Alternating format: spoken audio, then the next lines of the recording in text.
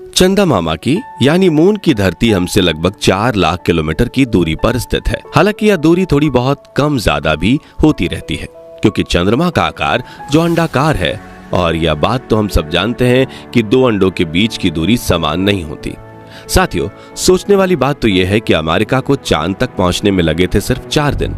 उतने ही समय में चांद पर पहुंचा था रशिया, और चीन ने भी सिर्फ 5 दिन में ही की थी चांद पर फतेह। तो फिर भारत को चांद पर पहुंचने में क्यों लगेंगे 42 दिन? दोस्तों, 14 जुलाई 2023 के दिन चंद्रयान 3 आंध्र प्रदेश के श्रीहरिकोटा में स्थित सतीश धवन स्पेस सेंटर से चांद पर जीत पाने के सफर के लिए रवाना हो चुका है। और 42 दिनों के लंबे सफर के बाद चंद्रयान 3 का विक्रम लैंडर चांद पर लैंडिंग करेगा। साथियों, चंद्रयान 3 को कैसे लॉन्च किया गया और इसका लक्ष्य क्या है, इस बारे में तो हमने पिछले वीडियोस में बात की है। लेकिन यहाँ सबसे जरूरी सवाल ये आता है कि अब अमेरिका और रशिया को चांद पर पहुंचने में करीब 4 दिन लगे, तो चंद्रयान 3 को चांद की धरती पर पहुंचने में 42 दिन का समय क्यों? आखिर कैसे अमेरिका ने चांद तक 3,84,000 किलोमीटर की दूरी सिर्फ 4 दिन में तय की थी? आज हम इसी विषय पर बात करेंगे, तो वीडियो को अंत तक जरूर देखिएगा। आज से करीब 4 साल पहले इसरो ने चंद्रयान 2 मिशन को लॉन्च किया था।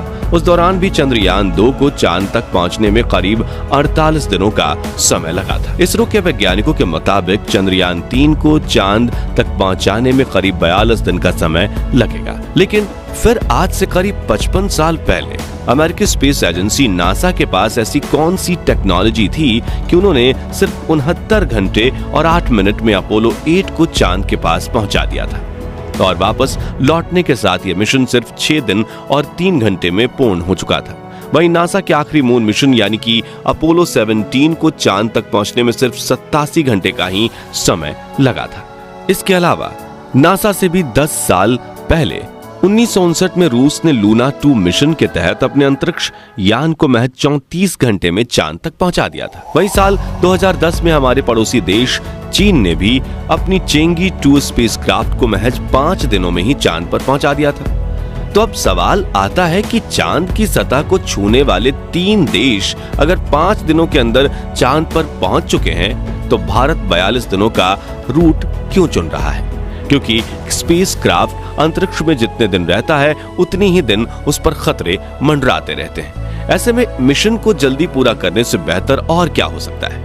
तो इस सवाल का सटीक जवाब तक पहुंचने के लिए हमें 4 फैक्टर्स पर ध्यान देना पड़ेगा, जो कि पाथ, रॉकेट, बजट और रिस्क। और यही 4 फैक्टर्स इसरो के चंद्रयान 2 और चंद्रयान 3 दोनों मिशन को इतना ज्यादा धीमा बनाते हैं। तो आइए इन 5 फैक्टर्स को एक एक करके समझते हैं।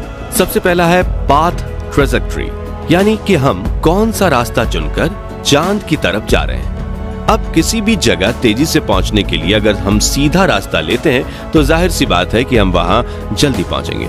और 1959 में भी रशिया ने चांद पर जाने के लिए डायरेक्ट पाथ चुना था। वहीं नासा के अपोलो 8 मिशन ने भी चांद तक जाने के लिए मुमकिन स्ट्रेट पाथ को चुना था। मगर इसरो ने इस अंडाकार रास्ते में चलते हुए धीरे धीरे धरती से दूर जाकर चांद की कक्षा में प्रवेश करने वाला रास्ता चुना है, क्योंकि मिशन मंगल और चंद्रयान 2 के दौरान भी इस तरह का रास्ता चुना गया था।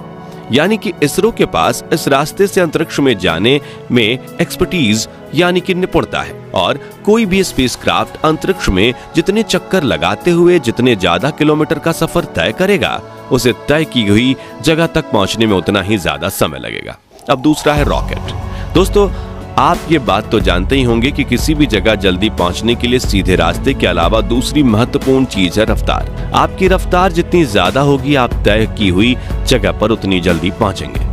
नासा के अपोलो 11 मिशन की बात करें तो उसे विशालकाय सैटर्न वी रॉकेट के साथ लॉन्च किया गया था, जो 9,840 किलोमीटर प्रति घंटे की रफ्तार से सफर कर सकता था। उस रॉकेट की पावर इतनी ज्यादा थी कि वो रॉकेट 43 टन भार को लेकर भी आसानी से उड़ान भर सकता था। लेकिन इतना बड़ा रॉकेट अपनी एक कीमत के साथ आता है। साथियों, नासा ने उस वक्त सैटर्न वी रॉकेट बनाने के लिए $185 बिलियन खर्च किए थे। इसके अलावा नासा ने इस रॉकेट को करीब 2 मिनट 41 सेकंड्स तक इस्तेमाल किया, और हर मिनट इस रॉकेट ने 20 टन ईंधन खाया था। मगर एक हाई स्पीड रॉकेट का इस्तेमाल करने में सिर्फ पैसा ही मुख्य भूमिका नहीं निभाता, बल्कि इसके जरिए चांद तक पहुंचने के बाद हमें अपने स्पेसक्राफ्ट की रफ्तार तो कम करनी ही होगी ताकि चांद पर अपनी गुरुत्वाकर्षण सीमा पकड़ सके। और अगर हमने ऐसा नहीं किया तो स्पेसक्राफ्ट चांद पर क्रैश लैंडिंग कर जाएगा, फिर चांद को पार करके अंतरिक्ष में दूर दराज निकल जाएगा। और इस स्पीड को कम करने के लिए चाहिए होता है एक एक्स्ट्रा इंजन, एक्स्ट्रा फ्यूल और काफी ज्यादा सावधानी, जिससे मिशन और ज्यादा मुश्किल हो जाएगा और रिस्क भी बढ़ जाएगा। साथियों, हमारी बात करें तो फिलहाल इसरो के पास सैटर्न 5 जैसा शक्तिशाली रॉकेट नहीं है जो कि स्पेसक्राफ्ट को सीधा चांद पर ले जाए, बल्कि हमारे पास LVM-3 यानी लॉन्च व्हीकल मार्क 3 है। इसके जरिए 14 जुलाई के दिन चंद्रयान 3 स्पेसक्राफ्ट को लॉन्च किया गया और धरती की ऑर्बिट में ले जाकर छोड़ दिया गया, जिसके बाद चंद्रयान 3 ने धरती के चारों ओर इलिप्टिकल पाथ यानी अंडाकार में घूमना शुरू किया। अब इस राह में कुछ समय बाद क्रायोजेनिक इंजन को जलाकर इसकी राह को और ज्यादा अंडाकार बनाया जाएगा, जिससे एक मौके पर यह पृथ्वी की गुरुत्वाकर्षण सीमा को पार कर जाएगा, जिसके बाद इंजन चालू करके इसके चांद की कक्षा में भेजने का कार्य शुरू होगा, जहां गोल गोल घूमकर ये चांद के करीब पहुंचेगा और फिर इसका लैंडर चांद की सतह की ओर रवाना हो जाएगा। इस प्रक्रिया में भले ही दिन ज्यादा लगे, लेकिन कम शक्ति वाले रॉकेट से भी काम चल जाता है और यह रास्ता ज्यादा सुरक्षित भी प्रतीत होता है। अब तीसरे पॉइंट यानी कि बजट की बात करें तो नासा के अपोलो 11 मिशन में कुल $335 मिलियन यानी कि करीब 2900 करोड़ रुपया खर्च हुआ था, जिसमें अगर महंगाई जोड़ दी जाए तो 55 साल बाद आज के समय में इस प्रोजेक्ट की कॉस्ट $2 बिलियन के पार चली जाएगी। लेकिन चूंकि भारत मानव रहित स्पेसक्राफ्ट को चांद की सतह पर भेज रहा है, इसलिए हमने चांद के इस चंद्रयान मिशन 3 का बजट सिर्फ 600 करोड़ रुपए रखा है, क्योंकि इस बार हमें हर हाल में चांद पर सेफ लैंडिंग करनी है और यदि भविष्य में हम इंसानों को चांद पर भेजते हैं तो हम भी ज्यादा बजट और बड़े रॉकेट के साथ कम दिनों वाला रास्ता ही चुनेंगे। सबसे आखिरी पॉइंट है रिस्क। जब हम आपको चंद्रयान 3 का रूट समझा रहे थे तो आपके दिमाग में भी ये बात जरूर आई होगी कि अपने 42 दिनों के सफर में चंद्रयान 3 अपना ज्यादातर समय पृथ्वी और चांद के चक्कर लगाने में ही बिता रहा है, जबकि हमें चांद के धरातल पर जाना है, तो ये समय की बर्बादी हुई ना। तो हम यहाँ आपको बता दें कि ये तरीका सबसे सरल और कारगर है और इस तरीके को अपनाने में इसरो इतना निपुण है कि नासा भी इस बात पर हमारी वाहवाही करता है। अब अगर चंद्रयान 3 का लैंडर चांद पर सफलतापूर्वक लैंड कर जाता है तो दुनिया भर में हमारी स्पेस एजेंसी इसरो की कुशलता की तारीफें होंगी और हम भी अरबों रुपए के इंटरनेशनल स्पेस प्रोजेक्ट्स लेकर नासा की तरह तगड़ा पैसा कमाएंगे। इसलिए इस मिशन में हड़बड़ी करके इसरो जरा सी भी रिस्क नहीं लेना चाहता और चंद्रयान 3 को सही तरीके से सुरक्षित चांद तक पहुंचाने की कोशिश कर रहा है। अब बात करें 70 के दशक की तो उस वक्त दुनिया के सभी देश स्पेस में जाने की रेस में लगे हुए थे, क्योंकि उस वक्त ऐसा माना जाता था कि जिसने चांद पर फतेह हासिल कर ली वो देश दुनिया का सबसे शक्तिशाली देश कहलाएगा।